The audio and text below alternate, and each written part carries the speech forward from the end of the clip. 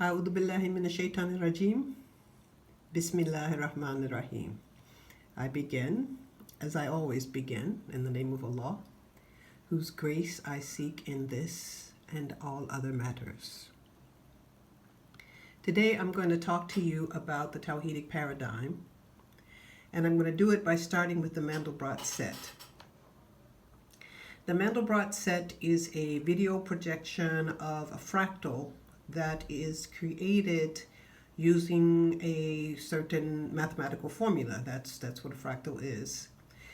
And if you look closely at this image, which has been expanding since I started my Bismillah, you will notice the beauty, the harmony, and in many cases the symmetry, even as it expands, that at every level, this beauty, this harmony, this symmetry continues. So if you think about the figure at the beginning, which you will see like in the middle of that circle right there, that figure was zoomed into, and as this zoom occurred, it means that the image got bigger and bigger. So realistically, since I've been sitting here for the last minute and a half or so talking, we have covered the spans of not just my house, but my house and yard, and now we're going out into my neighborhood.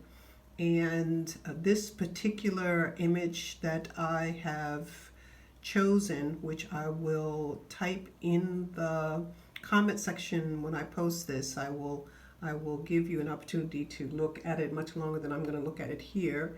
And I will also post a link to the in-depth discussion that I came across, I want to say about 10 years ago. It's old. The guy who's talking about it was one of the architects of the Star Wars and 2001 Space Odyssey scientist. And he did the explanation. It takes about 45 minutes. He did the explanation of the entire thing, and that helped me to get the sort of left brain part of the deal, which I need to have because that's the way my mind works. Because this is a sort of picture of the universe.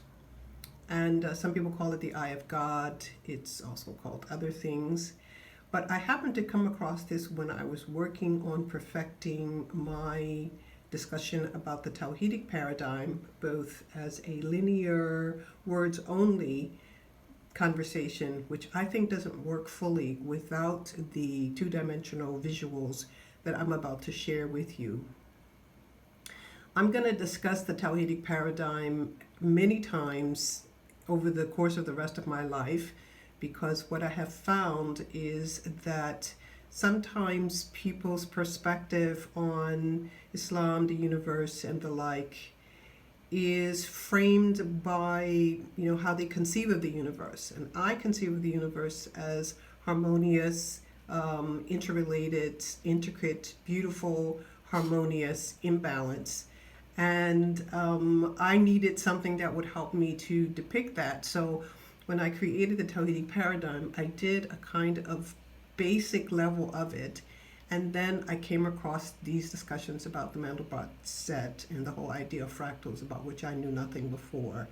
And I thought, oh my goodness, well, there it is. That's the universe. So I shared these visuals, which I want you to keep in mind, because remember, each time we go smaller and smaller into the visual, there is still this unity, this beauty, this harmony.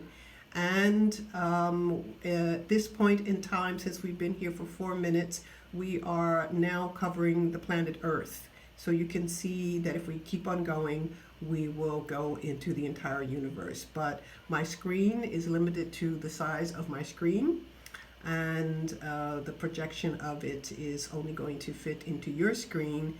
And yet, as we've been sitting here, it has continued to zoom in and in and in, meaning the outer parts of it where we started are now bigger than our inhabitants on this earth.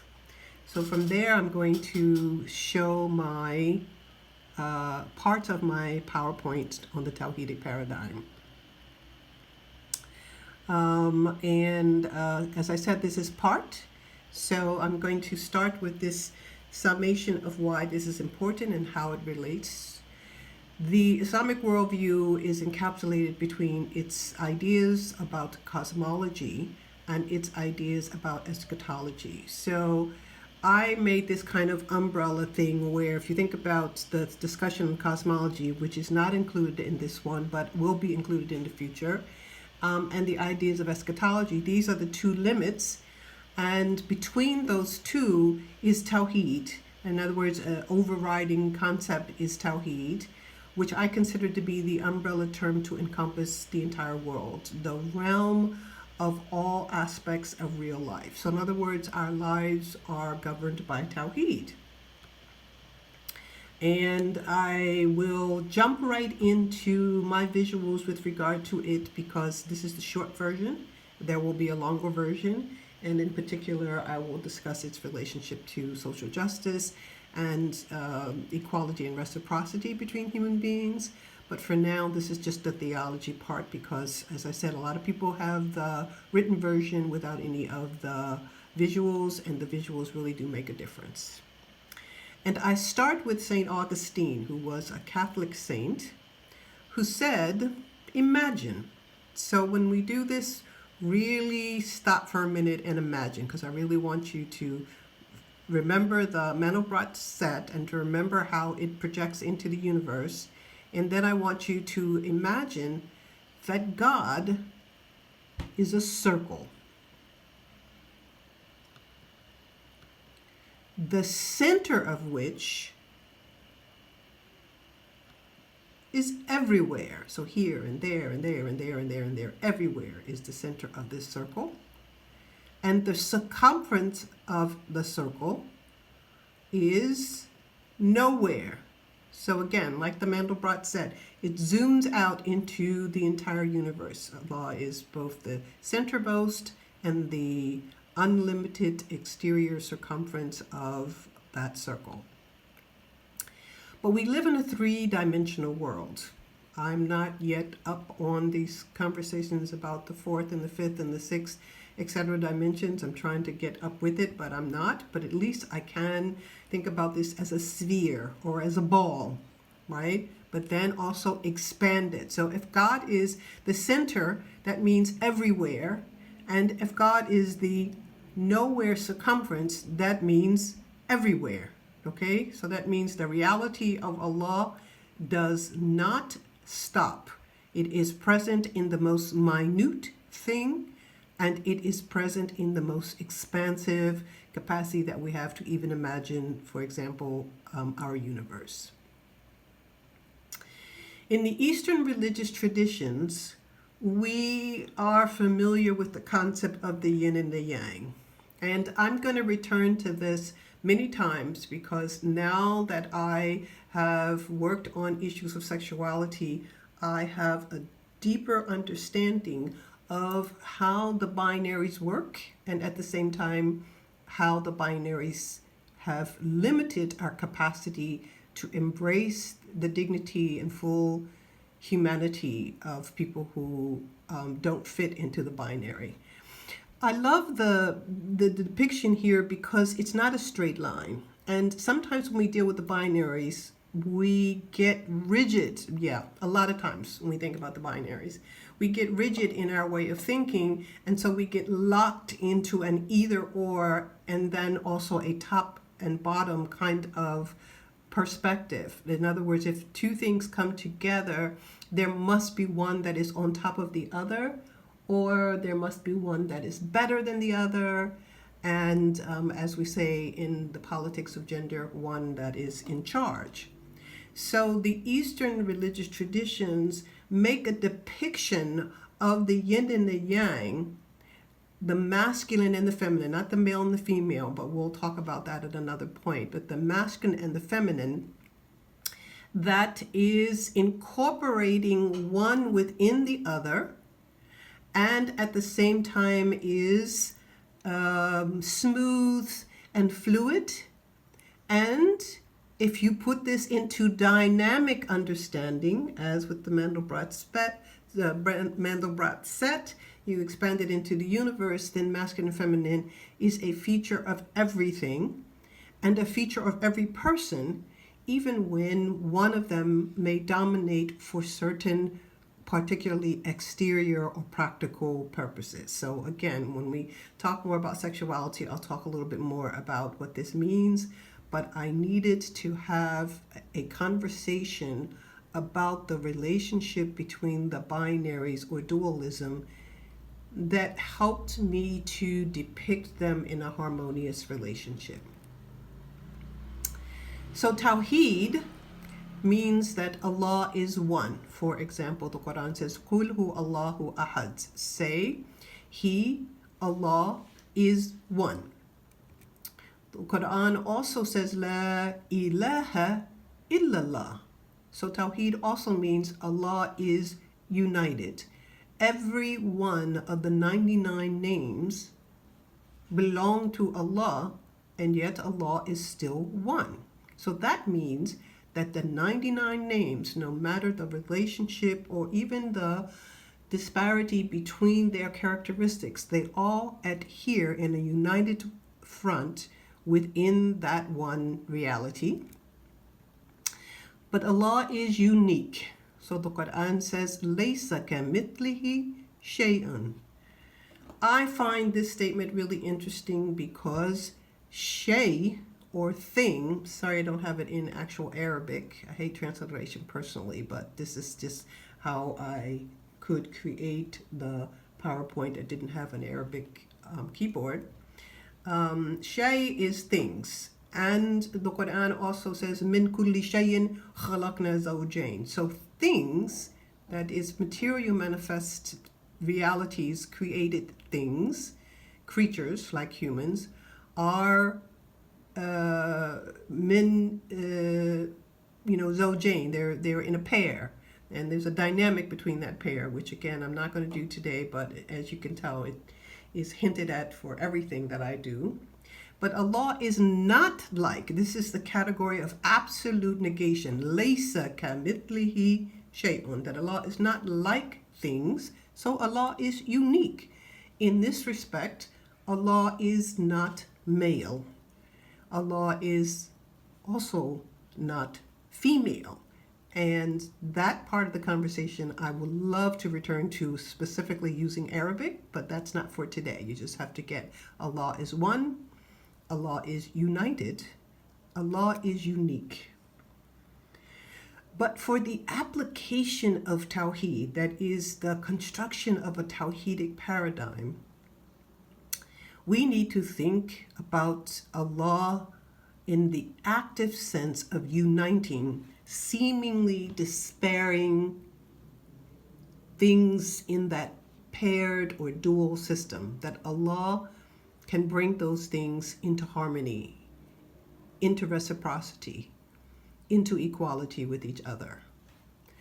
So I know that in the Islamic metaphysical, philosophical, and mystical traditions, there is also the projection of Allah as tashbih, that is having some similitude to other things.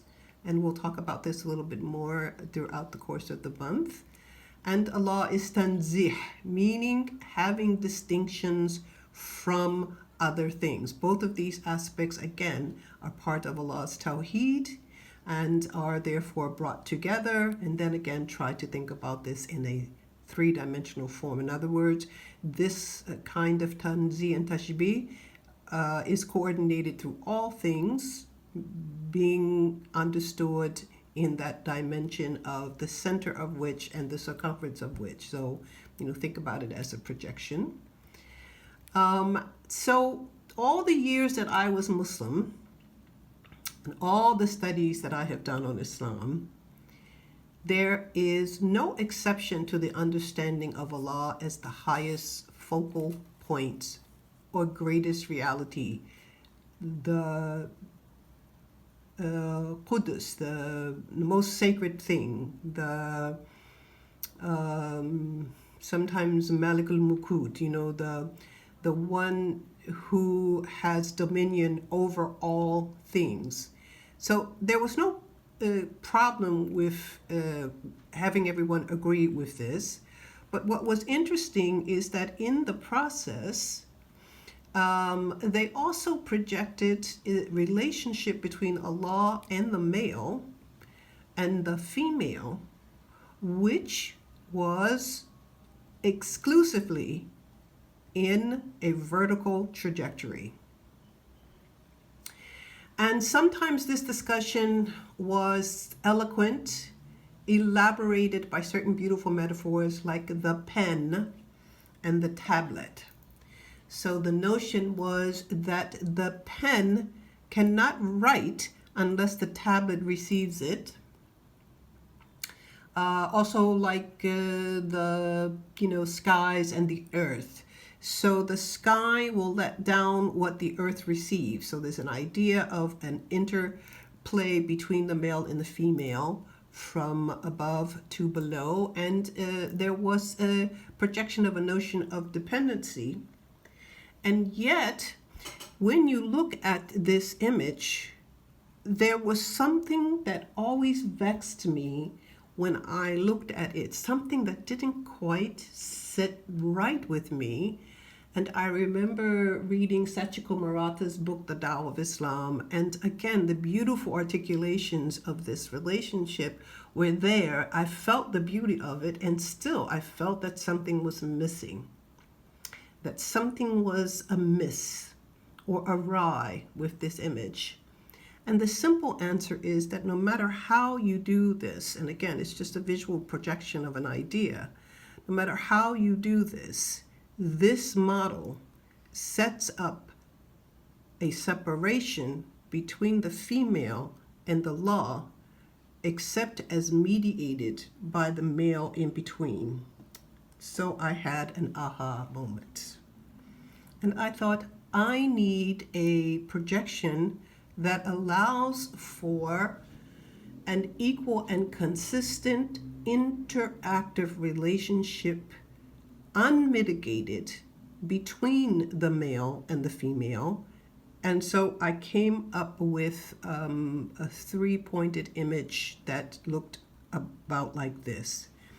It's cool because the male has a direct relationship with Allah, and that's not interfered with. And the female has a direct relationship with Allah, and that's not interfered with. And voila, the lovely thing is, it then created a relationship between the male and the female on a line of horizontal reciprocity. It doesn't matter where the female is, if it's female on this side and male on this side, because the positions are reciprocal.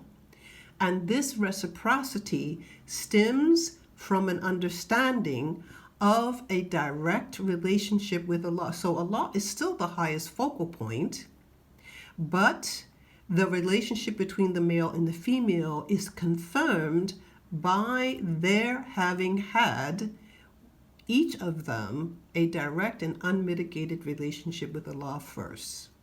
Now, I have written about this, and I have had some interesting responses to it. And the most important response to it is for those who take the model as depicted here in two-dimensional form as literal and forget where I started, which was to say, imagine that Allah is a circle, the center of which is everywhere, the circumference of which is nowhere.